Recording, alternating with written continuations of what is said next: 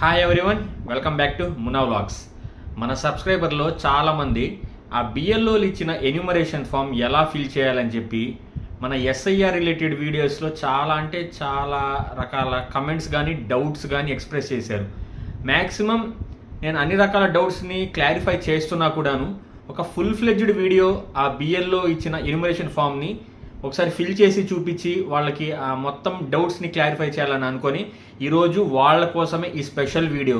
ఆంధ్ర తెలంగాణలో చాలా వైగరస్గా చాలా స్పీడ్గా జరుగుతుంది కదా ఈ ఎస్ఐఆర్ సర్వే.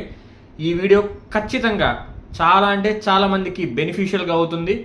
వాళ్ళ కోసమే ఎక్స్క్లూజివ్గా వీడియోని ఎక్కడా స్కిప్ చేయొద్దు, ఎందుకంటే ఒక్కటి స్కిప్ చేసినా మీరు కన్ఫ్యూజ్ అయిపోతారు. ఎస్ఐఆర్ ఇప్పటికే చాలా కన్ఫ్యూజింగ్గా ఉంది కాబట్టి వీడియో స్కిప్ చేయొద్దు, చివరి వరకు చూడండి. ఎన్యూమరేషన్ ఫామ్ని సక్సెస్ఫుల్గా కంప్లీట్ చేసుకొని మీ ఓట్ని రక్షించుకోండి.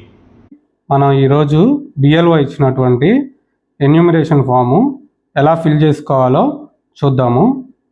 ఇది బిఎల్ఓ మనకి ఇచ్చేటటువంటి ఎన్యూమరేషన్ ఫాము మోడల్ ఇలా ఉంటుంది.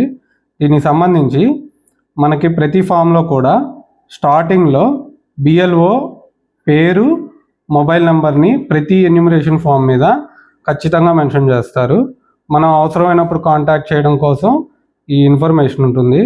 దాని తర్వాత నెక్స్ట్ మనకు వచ్చేసరికి ఎన్యూమరేషన్ ఫామ్ ఎవరికైతే ఇచ్చారో వాళ్ళ పేర్లు, వాళ్ళ యొక్క ఓటర్ ఐడి, అడ్రస్సు, మొత్తం స్టేటు, డిస్టిక్ సంబంధించిన మొత్తం ఉంటున్నాయి.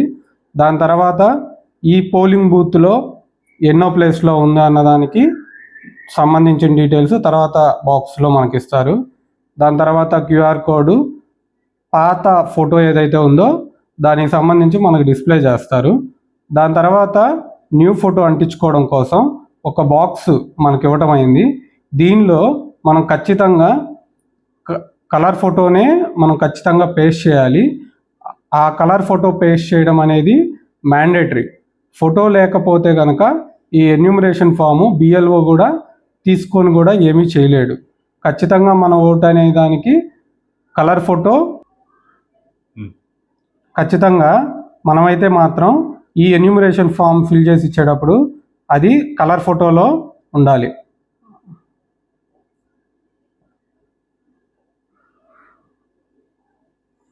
దాని తర్వాత మనం ఫిల్ చేయాల్సిన సంబంధించి మనకి ఇక్కడ 3 కాలమ్స్ కనబడతాయి. 3 బాక్సెస్గా డివైడ్ చేసుకుందాము.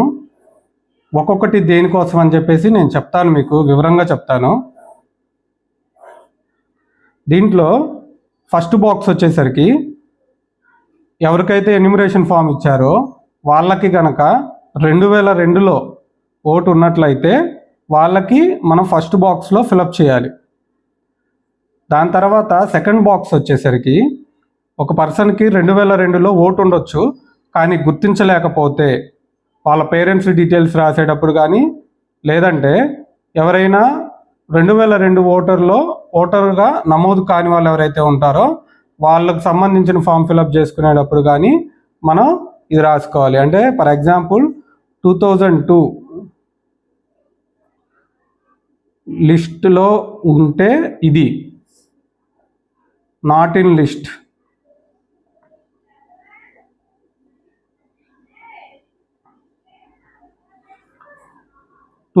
లిస్ట్లో ఉంటే మనం ఇది ఫిల్ చేసుకుంటాం. లేకపోతే దీనికి మన పేరెంట్స్కి సంబంధించిన డీటెయిల్స్తో ఇది ఫిలప్ చేసుకుంటాం. దీంట్లో ఈ రెండిటితో పాటుగా మనం ఖచ్చితంగా ఈ కాలంని ప్రతి ఒక్కరికి ఫిలప్ చేయాలి. ఇదేంటంటే మన పర్సనల్ డీటెయిల్స్.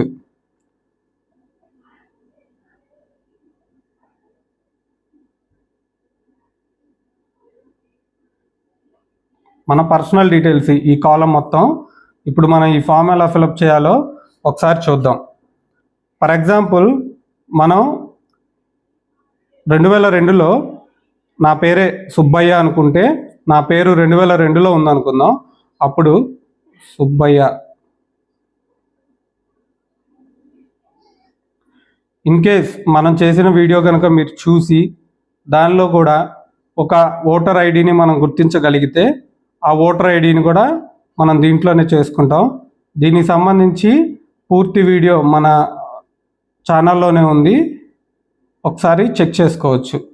దాని తర్వాత సుబ్బయ్య వాళ్ళ ఫాదర్ పేరు, Ramayya. Okay, Ramayya ఏమవుతున్నాడు? సుబ్బయ్యకి father.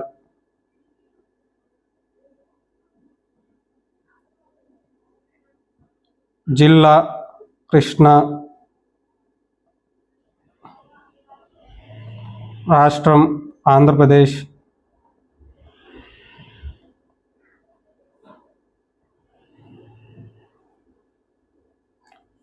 Constituency Vijayawada.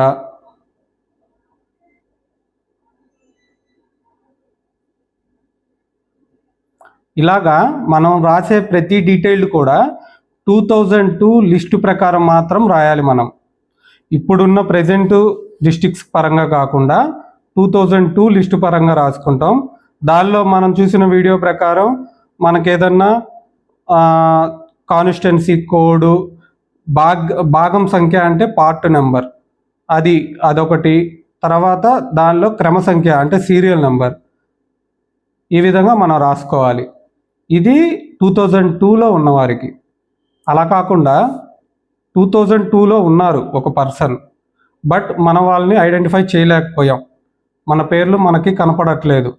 వాళ్ళు ఇంకొక చోట రిజిస్టర్ అవ్వడం వల్లనో, లేదనుకుంటే వాళ్ళ పేర్లలో స్పెల్లింగ్స్ వల్లనో, ఏదో ఒక కారణం చేత వాళ్ళ పేర్లు ఇప్పుడు మనకు కనపడకపోతే ఇదే కాలంలో సెకండ్ కాలం రైట్ సైడ్లో కనపడుతున్న సెకండ్ కాలంలో ఫిల్ చేసుకుంటాం.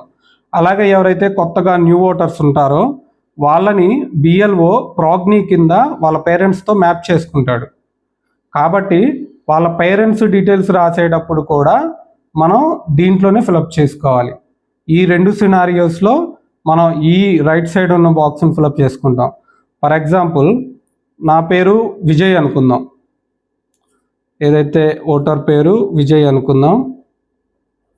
మా ఫాదర్ పేరు సుబ్బయ్య, రామయ్య అలా అనుకుందాం. లేదనుకుంటే కన్ఫ్యూజ్ అవుతారనుకుంటే నా పేరు విజయ్, ఫాదర్ పేరు వెంకయ్య, వాళ్ళ ఫాదర్ పేరు రాఘవులు. ఇలాగా మనం రాసుకుందాం. అది ఎలా ఫామ్ ఫిలప్ చేసుకోవాలో ఒకసారి చూద్దాం. ఇప్పుడు ఇక్కడికి వచ్చేసరికి మా ఫాదర్ పేరు వెంకయ్య,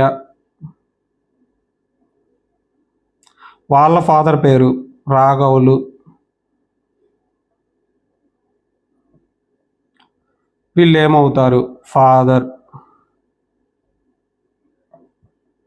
జిల్లా కృష్ణా, ఆంధ్రప్రదేశ్. కాన్స్టిట్యున్సీ విజయవాడ. శాసనసభ నియోజకవర్గము. ఇది 2002 ప్రకారం ఉండాలి. ప్రజెంట్ ఉన్న శాసనసభలు కాకుండా 2002లో ఎవరికైతే శాసనసభ నియోజకవర్గాల నెంబర్లు ఉంటున్నాయో వాటినే రాసుకోవాలి. వాటికి సంబంధించి ఫర్ ఎగ్జాంపుల్ ఇలా రాసుకోవచ్చు, 47, 91 ఇలా రాసుకోవచ్చు. ఇది రాసుకున్న తర్వాత ఇది మన పేరెంట్స్కి రాసుకుంటాము, మన ఓటు 2002లో లేకపోతే. దీని తర్వాత మనం పర్సనల్ డీటెయిల్స్ రాసుకోవాలి. ఈ పర్సనల్ డీటెయిల్స్ 2002లో ఉన్న 2002లో లేకపోయినా 2 కేసెస్లో ఎవరికైనా కానీ మనం పర్సనల్ డీటెయిల్స్ అని ఖచ్చితంగా ఫిల్ చేయాలి. దీనిలో ఏంటంటే మనం గుర్తుంచుకోవాల్సింది, కొంతమందికి ఆధార్ కార్డుల్లో ఓన్లీ ఇయర్ మాత్రమే మెన్షన్ చేయబడి ఉంటుంది. ఫర్ ఎగ్జాంపుల్, నా ఏజ్ 1997 అనుకుందాం. 1997 నా ఏజ్ ఆధార్ కార్డులో అంతవరకే ఉందనుకుందాం. అప్పుడు మనం ఎలా చేసుకోవాలంటే ఇయర్ ప్రకారం 1997 01/01/01 ఇలా రాసుకోవాలి. అయితే ఈ డేట్ ఆఫ్ బర్త్ ఆధార్ కార్డులో మనం ఇలా కనపడుతుంది కాబట్టి మనం ఇలా రాస్తాం. ఫర్ ఎగ్జాంపుల్, దీనికి సంబంధించి వాళ్ళకి కొంచెం ఐడియా ఉండి చదువుకున్న వాళ్ళు అయి ఉండి వాళ్ళకి ఏదైనా 10th మార్క్ లిస్టు వాళ్ళు అదేమన్నా చూపించినప్పుడు, లేదనుకుంటే మనమే రాసుకునేటప్పుడు ఆ మార్క్ లిస్టు ప్రకారం మనం రాసుకోవచ్చు, తప్పేం కాదు. దాని తర్వాత ఆధార్ నెంబర్ అనేది ఇప్పుడు జరుగుతున్న ఓటర్స్లో మన ఓటుని కూడా మిస్యూజ్ అవ్వకుండా ఉండాలి అనుకుంటే మనం కూడా మన ఓటుని ఖచ్చితంగా రాసుకోవచ్చు. ఆధార్ నెంబర్ని దీనికి లింక్ చేసుకుంటే ఫ్యూచర్లో కూడా ఈ ఆధార్ నెంబర్ బేస్ చేసుకొని ఇంకెవరు కూడా ఓటు కార్డు తీసుకోవడానికి ఛాన్స్ లేకుండా ఉంటుంది. తర్వాత మొబైల్ నెంబర్ మనకు నచ్చినట్టు మన మొబైల్ నెంబర్ని మనం వేసుకోవచ్చు. ఇది అందరికీ తెలిసిందే మొబైల్ నెంబర్. అయితే ఈ ఆధార్ నెంబర్ ఒకటి, మొబైల్ నెంబర్ ఒకటి, ఈ రెండు మాత్రమే ఈ ఫామ్ మొత్తంలో ఆప్షనల్. మనకి నచ్చితే ఇవ్వచ్చు, లేదంటే లేదు.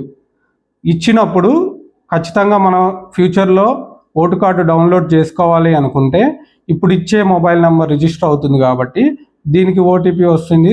సో మనం తీసుకోవచ్చు. కాబట్టి ఏదైనా ఒక వర్కింగ్ మొబైల్ నెంబర్ని అలాగే ఆధార్ నెంబర్ని కూడా ఇస్తే మన ఆధార్తో వేరొకరు ఓటు కార్డు తీసుకోకుండా ఎక్కడ మిస్యూజ్ కాకుండా ఉంటుంది.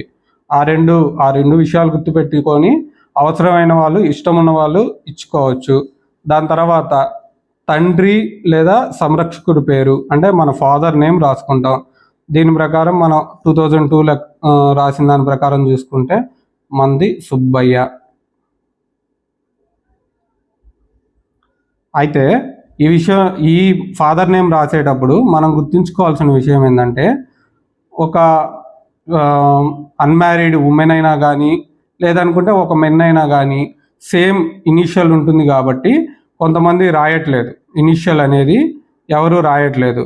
బట్ ఇన్ కేస్ ఉమెన్ సిచ్యువేషన్లో మనం ఆలోచించుకుంటే మ్యారీడ్ అయిన తర్వాత కొంతమంది హస్బెండ్ నేమ్ని సర్నేమ్ని మార్చుకుంటారు కాబట్టి వాళ్ళు కొంచెం మెన్షన్ చేస్తే బాగుంటుంది. సుబ్బయ్య ఏదో ఒకటి సమ్ ఎక్స్ అలాగ మనం రాసుకోవచ్చు. దాని తర్వాత వీళ్ళకి ప్రెజెంట్ ఓటు కార్డు కనుక ఉంటే ట్యాగ్ చేసుకోవడానికి అవకాశం ఉంది కాబట్టి మన ఫాదర్ ఎవరైనా ఉంటే వాళ్ళది కూడా మనం ఇక్కడ రాసుకోవచ్చు, ఓటర్ ఐడి. దాని తర్వాత మదర్ పేరు రవణమ్మ.